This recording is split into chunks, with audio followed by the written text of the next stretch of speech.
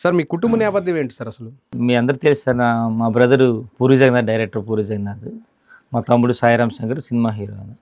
అయితే మేము స్టార్టింగ్ ఏంటంటే రాజకీయం అనేది యాక్చువల్గా ఏంటంటే మేము మీ ఫాదర్ దగ్గర నుంచి అంటే మీ కుటుంబ ఫాదరు మీ తాతగారు కానీ ఎవరైనా రాజకీయాలు ఉన్నారా లేకపోతే ఎలాగ అసలు సార్? అంటే మా తాతయ్య గారు అప్పుడు రాజకీయాలు ఉండేవారు సార్. మా పెద్దనాన్న గారు కూడా రాజకీయాలు ఉండేవారు. అయితే మేము 87లో 10th అయింది. 89లో ఇంటర్ అయిన తర్వాత నేను ఒక డిప్లొమా 3 years చేశాను.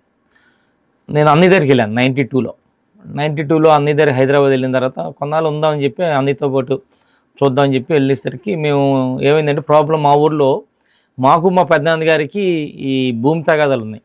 ఆ తగాదాల్లో ఏమన్నాడంటే అన్నయ్య నువ్వు అక్కడికి వెళ్ళిపోయారా, మరి నాన్నకి సపోర్ట్గా ఉండాలి. మా తమ్ముడు చిన్నాడు అప్పటికి. అంటే నేను 92లో మరి మా ఊరు బాబరాజ్ కొత్తపల్లిది, ఇప్పుడు పైకి రావట్ నియోజకవర్గం, అది 2009లో డివైడ్ అయింది. అప్పటి వరకు కూడా నర్సీపట్నం నియోజకవర్గంలో ఉండేది. నేను ఎప్పుడైతే వచ్చానో 92లో ఊళ్ళో తగాదాలు మా పెద్దనాన్న గారికి మాకు అంటే ఆస్తి తగాదాలు. ఈ తగాదాల్లో నేను ఇంకా అక్కడ ఉండిపోవాల్సి వచ్చింది. ఫాదర్ ఏం చేసేవారు సార్? ఫాదర్ మున్సిపల్ చేశారని. ఎక్కడ మీ కొత్తపల్లి? ఎంతకాలం ఉన్నారు సార్ ఆయన? మున్సిపల్ గారు అంటే ఎప్పుడు పూర్వం నుంచి కూడా ఆయన మున్సిపల్ చేస్తున్నారు. తర్వాత మళ్ళీ మున్సిపల్ VROని చేశారు, VRO కూడా చేశారు. ఆ జర్నీ ఆయన ఉన్నారు. అది అయితే మదర్ కూడా సర్పంచ్ చేసింది. అమ్మ కూడా గ్రామానికి సర్పంచ్ సార్. సర్పంచ్ కూడా ఎంతకాలం ఏకగ్రీవంగా 5 years ఏకగ్రీవంగా చేశారు. మొన్న లేటెస్ట్ ఒక 2001 నుంచి 2006 ఆ టైంలో ఒక 5 years ఏకగ్రీవంగా గ్రామం. సో మీ ఫాదరు మున్సిపల్గా చేశారు, మీకు రాజకీయాలు రావాలని ఎలా అనిపించింది సార్ అసలు మామూలుగా? అదే సార్, ఇప్పుడు 92లో ఎప్పుడైతే నేను మా ఊరు వచ్చానో ఈ తగాదాల్లో ఏమైందంటే అంటే ఆ నాన్న కూడా కాంగ్రెస్తో ఉండేవారు, తంగేడు రాజులతోనే ఉండేవారు నాన్న కూడా.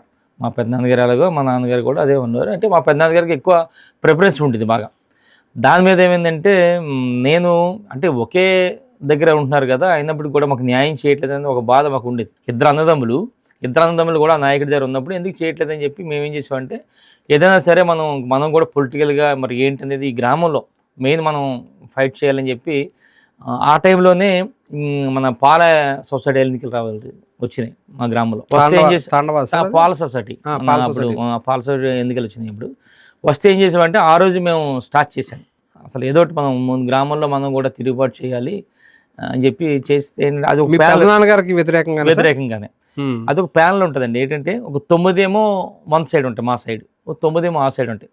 ప్రతి ఓటర్ కూడా ఈ 18 మందిలోని బ్యాలెట్లో 9 కొట్టాలి, 9 డైరెక్ట్లు ఎన్నుకోవాలి 18 మందిలో.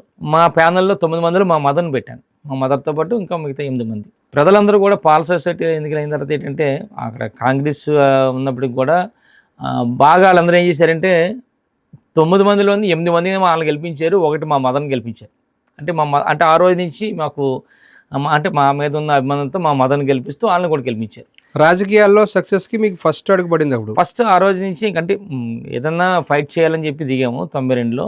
దిగిన తర్వాత అక్కడి నుంచి అలాగే ఇంకా వారి మీద ఎక్కువ ఇంకా రోజు సార్ 92 అంటే అప్పుడు మీ ఏజ్ ఎంత? అప్పుడు నేను 72 పుట్టింది. 72 అంటే 23 సంవత్సరాల దగ్గరలో 21 ఇలా ఉంది సార్. అప్పుడు 21 ఆ ఏజ్లో. తర్వాత మీరు మీ గ్రామానికి కూడా సర్పంచ్గా చేసినట్టు ఎప్పుడైతే 94లో మేము ఇంకా టీడీపీకి మేము ఫేవర్గా ఉన్నాం మేము. అంటే ఎలా సార్ టీడీపీలో ఎలా చేరారు అసలు? టీడీపీలో చేరాలంటే ఎప్పుడైతే 92లో మేము స్టార్ట్ చేసామో ఇంకా అదేమైందంటే ఇంకా టీడీపీతో ఉండాలని చెప్పి మేము డిసైడ్ అయిపోయాం. కాంగ్రెస్లో ఉండలేని పరిస్థితి ఎందుకంటే వాళ్ళు న్యాయం చేయట్లేదు మనకని చెప్పి 94 ఎలక్షన్స్కి అప్పుడు అయ్యన్న పాత్రుడు గారే నిల్చున్నారు. అప్పుడు ఆయన సపోర్ట్గా మావన్నీ కూడా అందులోనే ఉండేవి.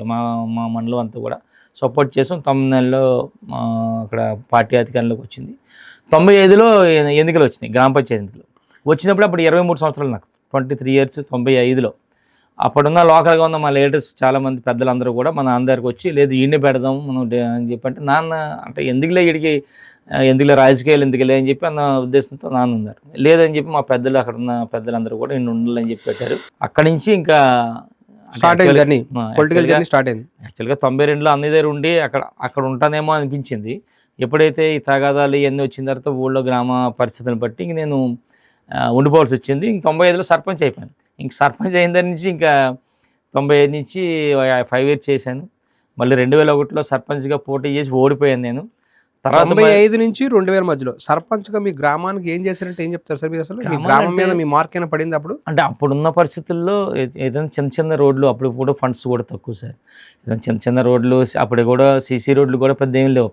ఏదో మట్టి రోడ్లు, గ్రావెల్ రోడ్లు ఆ టైంలో 95 టైంలో అంటే గ్రావెల్ రోడ్లు ఈ టైంలో ఉండేవి తప్ప మా వరకు కూడా అప్పుడు కూడా టీడీపీ అధికారంలో ఉంది కనుక మనమంతూ ప్రజలకు ఎంతో కొంత సాయం చేసాం, సహకారం చేసాం అంతా కూడా. ఆ 5 years చేసాం. ఆ తర్వాత మళ్ళీ 2001లో నేను మళ్ళీ సర్పంచ్గా ఓడిపోవడం జరిగింది. అదే గ్రామంలో ఓడిపోయడం. ఆ తర్వాత మళ్ళీ ఎంపీటీసీ ఎన్నికలు వచ్చినాయి. ఎంపీటీసీ ఎన్నికలు వచ్చిన తర్వాత ఏమైందంటే అక్కడ మహిళా రిజర్వేషన్ వచ్చింది సార్. వచ్చేసరికి మా మిస్సెస్ని పెట్టాను ఎంపీటీసీగా. పెట్టి నేను పక్క ఊరికి నేను వెళ్ళాను. అక్కడ నేను ఎంపీపీ క్యాండిడేట్ని టీడీపీ నుంచి. యాక్చువల్గా నేను పక్క గ్రామం వెళ్ళాల్సి వచ్చింది. వస్తే అక్కడ నేను 2 ఓట్లతో ఓడిపోయాను. పక్క ఊరు వెళ్ళేసరికి కొంచెం ఎలాగైనా కొంచెం ఇది ఉంటుంది కదా, 2 ఓట్లతో ఓడిపోయింది. ఇక్కడ నా భార్య మంచి మెజార్టీతో మా గ్రామస్తులు మా ఏరియా అంతా కూడా గెలిపించారు. అదొకటి అయింది. అదే టైంలో మళ్ళీ సర్పంచ్ ఎన్నికలు వచ్చినాయి. మళ్ళీ వస్తే మళ్ళీ ఎస్సీ రిజర్వేషన్ వచ్చింది అక్కడ మీ గ్రామానికి. ఎస్సీ రిజర్వేషన్ వచ్చేసరికి ఏమైందంటే మా తరపున ఒక మహిళా రిజర్వేషన్ వచ్చేసరికి మా తరపున ఒక మహిళను పెట్టాం. వారికి సపోర్ట్గా మేము ఉండాలని చెప్పి నేను వార్డు మెంబర్గా నామినేషన్ చేశాను. నేను కూడా సపోర్ట్ మనం ఉండాలని చెప్పని వస్తే అక్కడున్న ప్రజలందరూ, లోకల్గా ఉన్న పెద్దలందరూ కూడా లేదు అగ్రహానికి ఇచ్చేద్దని చెప్పి మొత్తం మా ప్యానల్ 10 వార్డులు ఉంటే 10 వార్డులు మేము వేసిన నామినేషన్లకు వదిలేశారు. వాళ్ళ నామినేషన్ ఏం లేదు. సర్పంచ్ కూడా మేము మొత్తం అంతా అంటే అగ్రహంగానే గ్రామం అంతా కూడా అనుకొని ఇచ్చారు 5 years. మళ్ళీ 2011లో మళ్ళీ సర్పంచ్ ఎన్నికలు వస్తే మళ్ళీ మహిళా రిజర్వేషన్ వచ్చింది.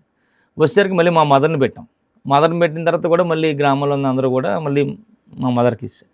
ఇంకా అలా జర్నీ అవుతుంది. ఈలోపు ఏమైందంటే 2009లో రాజశేఖర రెడ్డి గారు చనిపోయిన తర్వాత అంటే మేము ఉన్నాం కానీ నాన్నగారికి బాగా అభిమానం రాజశేఖర రెడ్డి గారు అంటే. అభిమానం ఎప్పుడు కూడా బయట చెప్పడం కానీ, ఎందుకంటే మేము ఆల్రెడీ ఈ టీడీపీ జర్నీలు చేస్తున్నాం కానీ మా నాన్న ఎందుకు ఒప్పుకోవాలో తెలీదు. ఎప్పుడైతే చనిపోయారో రాజశేఖర గారు చనిపోయిన తర్వాత రాజశేఖర గారి ఫోటో తెచ్చి ఇంట్లో పెట్టారు. ఆ రోజు అర్థమైంది ఇది నాన్నగారికి ఎంత అభిమానం ఉందా అని చెప్పని. ఆ రోజు నుంచి కూడా ఇదేంటని చెప్పి అనుకున్నాం. మరి తర్వాత 2010లో మళ్ళీ మా ఫాదర్ కూడా చనిపోయారు. 2010 అంటే ఆ టైంలో చనిపోతే ఎండింగ్లోని మన జగన్మోహన్ రెడ్డి గారు ఓదార్పు యాత్ర స్టార్ట్ అయినప్పుడు 2011 జనవరి 8వ మా ఇంటికి రావడం జరిగింది. జగన్మోహన్ రెడ్డి గారు మా ఇంటికి వచ్చారు. నైట్ అక్కడే ఉన్నారు. వచ్చిన తర్వాత ఆ రోజు నుంచి అన్న మేము కూడా మీతో జర్నీ చేస్తామని చెప్పి